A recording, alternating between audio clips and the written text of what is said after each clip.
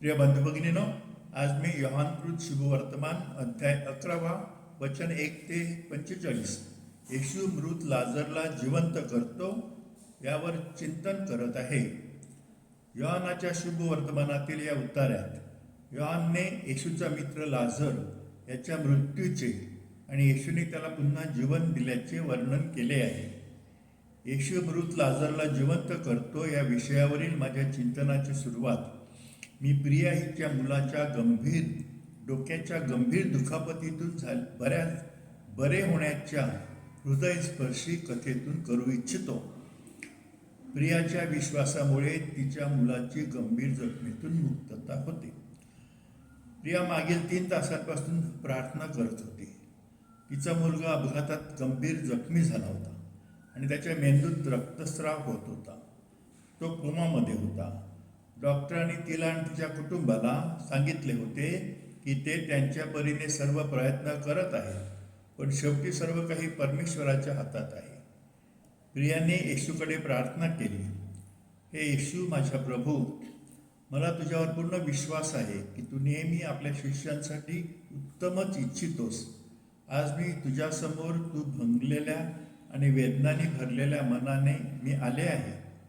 ज्याचा जीव अत्यंत नाजूक धाग्यावर टांगलेला आहे त्या माझ्या अतिप्रिय मुलाच्या जीवासाठी मी तुझ्याकडे प्रार्थना करत आहे. माझा मुलगा काही तासांपासून कोमामध्ये आहे आणि पुढे काय होईल हे मला माहीत नाही. डॉक्टरांनी आम्हाला सांगितले आहे की आम्ही आपली आशा आणि विश्वास परमेश्वरावर ठेवावा. प्रभू येशू, मी तुझ्याकडे विनंती करते की माझ्या मुलाला वाचव आणि त्याला पूर्वीसारखे मला परत दे. पण मला तुझ्यावर पूर्ण विश्वास असूनही मला हेही ठाऊक आहे की माझ्या मुलाबद्दल जे काही घडेल ते त्याच्यासाठी सर्वोत्तमच असेल. म्हणूनच तुझ्यावर महान विश्वास ठेवून मी तुझ्याकडे माझ्या मुलाचा जीव वाचवण्याची विनंती करते. पण ज्याप्रमाणे तू गेत्सेमनीच्या बागेत प्रार्थना केली होतीस त्याचप्रमाणे माझ्या इच्छेप्रमाणे नको तर तुझ्या इच्छेप्रमाणे होऊ दे. दिवसभराच्या धावपळीमुळे प्रिया खूप थकली होती आणि मागील काही तास ती आपल्या लाडक्या मुलासाठी प्रार्थना करत होती. तिला कधी झोप लागली हेच तिला कळले नाही. तिच्या कुटुंबियांनी तिला ती स्वतःहून उठेपर्यंत उठवले नाही. काही वेळाने डॉक्टर तिच्या मुलाची तपासणी करण्यासाठी आले. त्यांनी तपासण्या करून त्याची नीट पाहणी केली असता त्याच्या प्रकृतीत लक्षणीय सुधारणा झाल्याचे त्यांना आढळले. त्यांनी ही आनंदाची बातमी प्रियाला आणि तिच्या कुटुंबाला दिली. त्यानंतर त्याच्या बरे होण्याची प्रक्रिया सुरूच राहिली आणि एका आठवड्यात प्रियाच्या मुलाचा धोका टळला. हा धोका टळला असून तो बरा होण्याच्या मार्गावर आहे असे घोषित करण्यात आले. या कथेचा संदेश असा आहे की येशूवरील पूर्ण विश्वास आपल्या जीवनात चमत्कार घडवू शकतो. अशाच प्रकारचं काहीतरी मार्था आणि मरिया यांच्या जीवनात घडले.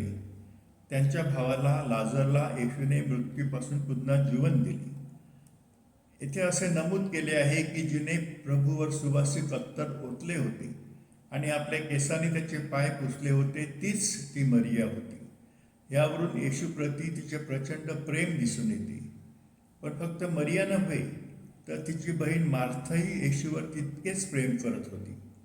आपणही मार्था आणि मरिया यांच्यासारखे येशूवर प्रेम करावे अशी आपल्याकडून अपेक्षा आहे. जेव्हा आपण एखाद्यावर खूप प्रेम करतो तेव्हा आपण त्याच्याकडे आपली गरज मोकळेपणाने मांडू शकतो. म्हणूनच त्या बहिणींनी आपल्या भावाच्या आजाराबद्दल येशूकडे निरोप पाठवला. आपल्यालाही मार्था आणि मरिया यांच्यासारखे येशूवर प्रेम करण्याचे आमंत्रण दिले आहे, जेणेकरून आपणही आपल्या गरजा येशूकडे मांडू शकू. येशू स्पष्ट करतो की लाजरचा आजार मृत्यूने संपण्यासाठी नव्हता तर तो परमेश्वराच्या गौरवासाठी होता, जेणेकरून परमेश्वराचा पुत्र त्याद्वारे गौरविला जाईल. आपण हे स्पष्टपणे समजून घेतले पाहिजे की आपले आजार, परीक्षा, संकटे आणि दुःख यांना एक ठराविक उद्देश असतो आणि तो म्हणजे परमेश्वराच्या पुत्राचा गौरव. म्हणूनच जेव्हा आपण अडचणींना सामोरे जातो आणि दुःख सहन करतो तेव्हा आपण हे समजून घेतले पाहिजे की हे सर्व येशूच्या अधिक मोठ्या गौरवासाठी आहे. अशी जाणीव आणि विश्वास आपल्याला आपले दुःख धैर्याने आणि संयमाने सहन करण्यास मदत करेल. जरी येशूचे मार्था आणि मरिया यांच्यावर प्रेम होते, तरीही तो 2 दिवस तिथेच राहिला. येशूच्या या वर्तनामुळे आपल्या मनात प्रश्न निर्माण होतो. तो मार्था आणि मरिया यांच्यासाठी काय करणार आहे हे येशूला माहीत होते, त्यामुळे तो थांबला. मार्था आणि मरिया यांच्या भावाच्या आजाराबद्दल त्यांच्यावर ऐकूनही त्याचे त्यांच्यावरचे प्रेम कमी झाले नव्हते. आपले प्रेमही येशूसारखे असावे. आपण ज्यांच्यावर प्रेम करतो त्यांच्यासाठी आपल्याकडून काय अपेक्षित आहे हे आपण स्पष्टपणे जाणून घेतले पाहिजे आणि ते आपण पूर्ण मनाने आणि प्रेमाने केले पाहिजे. जेथे लोक त्याला दगड मारण्यासाठी तयार होते, त्या यहुदियात येशूला पुन्हा का जायचे आहे असं तो म्हणतो हे शिष्यांना समजत नव्हते. येशूने त्यांना समजावले की तो काही चुकीचे करत नसल्यामुळे त्याला तिथे जाण्याची भीती नव्हती. तसेच ज्यामध्ये दुःख, क्रूसावरची वेदना आणि मृत्यू यांचा समावेश होता, त्या आपल्या स्वर्गीय पित्याने दिलेल्या ध्येयाची त्याला पूर्ण जाणीव होती. येशूप्रमाणे आपल्यालाही येशू आपल्या जीवनात काय करू इच्छितो हे समजून घेतले पाहिजे आणि त्याच्या इच्छेची पूर्तता करताना येणारे सर्व दुःख सहन करण्यासाठी आपण तयार असले पाहिजे. या उत्तरात येशू आपल्या शिष्यांना 2 गोष्टी स्पष्ट करतो. पहिले म्हणजे जेव्हा तो लाजर झोपला आहे असे म्हणाल, तेव्हा त्याचा अर्थ लाजर मेला आहे असा होता. दुसरे म्हणजे लाजरच्या मृत्यूच्या वेळी त्याची अनुपस्थिती त्यांच्या विश्वासाला बळकटी देण्यासाठी होती. कधीकधी आपण आपल्या जीवनात परीक्षा आणि संकटामधून जात असताना आपल्याला येशूची अनुपस्थिती जाणवते आणि आपण चुकीने असा निष्कर्ष काढतो की परमेश्वराने आपल्याला एकटे सोडले आहे. परंतु परमेश्वराची अशी अनुपस्थिती जाणवण्याचे अनुभव हे जर आपण त्यांना परमेश्वराच्या इच्छेनुसार स्वीकारले तर ते आपल्या विश्वासाला अधिक दृढ करण्यासाठीच असतात. आपल्या आध्यात्मिक जीवनातील या अवस्थेला आत्म्याची अंधारी रात्र, dark night of the soul असे म्हणतात. जर आपण ती विश्वासाने सहन केली तर ही अवस्था आपल्या आध्यात्मिक वाढीसाठी अत्यंत महत्त्वाची ठरते. शिष्यांनी जेव्हा येशूने त्यांना या अनुभवातून जाऊ दिल्याचा हेतू योग्य रीतीने समजून घेतला, तेव्हा त्यांनी त्याच्या मागे जाण्यासाठी परीक्षा, दुःख, क्रूसावरील यातना आणि अगदी मृत्यूही स्वीकारण्याची तयारी दाखवली. त्यावेळी त्यांचा प्रतिनिधी म्हणून थोमाने येशूसाठी मरण्याची तयारी व्यक्त केली. येशू लाजरच्या बहिणींना दिलासा देतो. जेव्हा येशू तेथे आला तेव्हा लाजरला मरून 4 दिवस झाले होते. मार्थाने लगेच त्याला न आल्याबद्दल खंत व्यक्त केली, पण त्याचवेळी तिने येशूवरील आपला विश्वासही व्यक्त केला की परमेश्वर पिता येशू जे काही मागेल तो त्याला ते देणार आहे. जेव्हा आपण येशूवर प्रेम करतो तेव्हा आपण केवळ आपल्या विनंत्या त्याच्यासमोर मांडण्याचे धैर्य मिळवत नाही, तर आपल्या वेदना व्यक्त करण्याचेही धैर्य मिळवतो. आपल्या प्रार्थनांना उत्तर मिळत नसल्यास त्याला प्रश्न विचारण्याचेही धैर्य मिळते. अनेकदा आपण चित्रपटांमध्ये पाहतो की लोक परमेश्वरावर रागावतात किंवा त्याला सोडून जाण्याची धमकी देतात. हेही परमेश्वरावर असलेल्या खोल प्रेमामुळेच होते.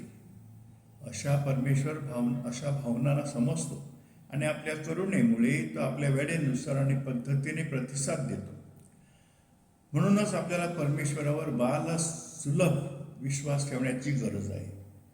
जेव्हा येशू मार्थाला सांगतो की तिचा भाऊ पुन्हा जिवंत होईल, तेव्हा ती गैरसमज करून घेऊन शेवटच्या दिवशी होणाऱ्या पुनरुत्थानाबद्दल विचार करते. परंतु येशू तिचा गैरसमज दूर करतो आणि तिला विचारतो की ती खरोखर त्याच्यावर विश्वास ठेवते का.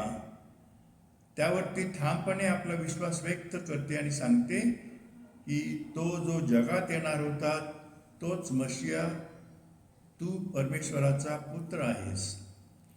जे लोक आपल्याला मनापासून आणि खोलवर प्रेम करतात त्यांनाच आपल्या चुका सांगण्याचा अधिकार असतो. म्हणूनच आपण येशूवर आणि आपण ज्या लोकांना भेटतो त्यांच्यावरही मनापासून आणि खोलवर प्रेम केले पाहिजे. येशूच्या लाजरावर खूप प्रेम होते आणि म्हणूनच त्याच्या मृत्यूला पाहून तो रडला. येशू पूर्णपणे मानव आणि पूर्णपणे दैवी होता. त्यामुळे मानव म्हणून त्याने लाजरच्या मृत्यूला पाहून अश्रू ढाळले. यामधून येशू आपल्याला शिकवतो की आपण कधीही आपली मानवता गमावू नये. आपण खरे मानव राहिले पाहिजे. ज्यांच्यामध्ये सर्व भावना आणि संवेदना असतात असे मानव आपण राहिले पाहिजे. आपण दगडासारखे भावना नसलेले बनू नये. योग्य प्रकारे आपल्या भावना व्यक्त करण्यात काहीही चुकीचे नाही. आपल्या भावना दाबून ठेवणे यामुळे न्यूरोसिस आणि मानसोध्यात्मिक म्हणजे सायकोस्पिरिच्युअल आजार जसे की उच्च रक्तदाब, मधुमेह इत्यादी होऊ शकतात. जगात काही लोक असे असतात की ते प्रत्येक परिस्थितीत किंवा प्रत्येक व्यक्तीत फक्त नकारात्मक बाजूच पाहतात. असे लोक खूप विध्वंसक असतात, कारण ते इतरांच्या प्रगतीत आणि कल्याणात अडथळे निर्माण करतात. सतत नकारात्मक विचार केल्यामुळे ते स्वतःलाच खऱ्या आनंदापासून आणि शांततेपासून वंचित ठेवतात. अनेकदा असे लोक स्वतःच्या जीवनात आनंदी नसतात आणि त्यांच्याकडे जे आहे त्यामध्ये ते समाधानी नसतात. त्यामुळे ते नेहमी तक्रार करतात आणि आपले जीवन दुःखी करतात. जसे तेथे काही लोक म्हणाले, ज्याने आंधळ्यांचे डोळे उघडले तो या माणसाला मरणापासून वाचवू शकला नसता काय? योहान 11:37. येशू लाजरला मृत्यूपासून उठवतो. येशूने लाजरला मृत्यूपासून उठवले जेणेकरून परमेश्वराचा अधिक मोठा गौरव होईल आणि लोक त्याच्यावर विश्वास ठेवतील. आपण जे काही करतो ते आपल्या स्वर्गीय पित्याच्या गौरवासाठी आणि आपल्या चांगल्या कृतीमुळे इतरांना येशूवर विश्वास ठेवण्यास प्रेरणा मिळावी यासाठी आपण करायला हवे. म्हणूनच आपली चांगली कृत्ये ही परमेश्वराच्या अधिक मोठ्या गौरवासाठी असावी, आपल्या स्वतःच्या गौरवासाठी नव्हे. येशू मृत लाजरला जिवंत करतो या चिंतनाचा शेवट मी ज्याने एका मुलाला तलावात बुडण्यापासून वाचवले त्या जोएल या मुलाच्या हृदयस्पर्शी कथेद्वारे करू इच्छितो. जोएल तलावात बुडणाऱ्या मुलाला वाचवतो. जोएल आपल्या मित्रांसोबत एक सुंदर नैसर्गिक ठिकाणी सहलीसाठी गेला होता, जिथे जवळच एक तलाव होता. ते सर्वजण निवांतपणे चालत निसर्ग सौंदर्याचा आनंद घेत होते. अचानक त्यांना काही मुलांच्या जोरात रडण्याचा आवाज ऐकू आला. जोएल आणि त्याचे मित्र त्या दिशेने धावत गेले. तेव्हा त्यांनी पाहिले की एक मुलगा तलावात पडला होता. तो स्वतःला पाण्यावर टिकवून ठेवण्याचा प्रयत्न करत होता, पण जसा वेळ जात होता तसतसा तो अशक्त होत होता आणि त्याला पोहणे कठीण जात होते. त्याचे मित्र रडत होते आणि मदतीसाठी हाक मारत होते. क्षणाचाही विचार न करता जोएलने लगेच तलावात उडी मारून त्या मुलाला सुरक्षितपणे बाहेर आणले. तोपर्यंत काही लोक तिथे जमा झाले होते आणि त्यांनी त्या मुलाला वाचवल्याबद्दल जोएलचे कौतुक करण्यास सुरुवात केली. पण जोएलने त्याचे श्रेय घेतले नाही. तो फक्त एवढेच म्हणाला, ही कृती करण्यासाठी मला प्रेरणा देणारा आणि मदत करणारा परमेश्वरच आहे आणि हे सर्व परमेश्वराच्या अधिक मोठ्या गौरवासाठी आहे. या मुलाला वाचवण्याचे श्रेय परमेश्वराच्या प्रेरणा आणि मदतीला देऊन जोएलने खऱ्या अर्थाने परमेश्वराचा गौरव केला. प्रिय मित्रांनो, माझा व्हिडिओ पाहिल्याबद्दल आणि माझे विचार प्रेमाने ऐकल्याबद्दल मनापासून धन्यवाद.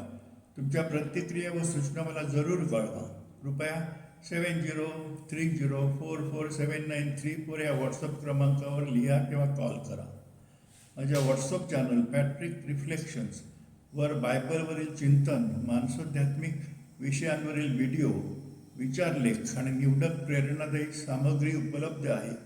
कृपया माझ्या चॅनलला फॉलो करा. माझ्या YouTube channel father doctor Patrick डिसूजाला भेट द्या व सबस्क्राईब करा. तसेच HTTPS वर्ल्ड ऑफ इमोशन्स या वेबसाईटवरून ट्रेजर्स ऑफ ह्युमन पर्सनहुड हे पुस्तक ई-बुक ऑडिओ बुक स्वरूपात मोफत डाउनलोड करून घ्या. माझे व्हिडिओ व चिंतन फेसबुकवरही उपलब्ध आहेत. कृपया ही माहिती तुमच्या मित्रांशी शेअर करा. वैयक्तिक मार्गदर्शनासाठी किंवा कॅथलिक असल्यास कन्फेशनसाठी तुम्ही माझ्याशी संपर्क साधू शकता. आता मी तुमच्यासाठी प्रार्थना करतो. परमेश्वर तुम्हाला व तुमच्या कुटुंबियांना आरोग्य, आनंद व आशीर्वाद देवो. त्याचप्रमाणे तुमची सर्व स्वप्न, इच्छा व आकांक्षा त्याच्या इच्छेप्रमाणे पूर्ण करो. आमेन. आभारी.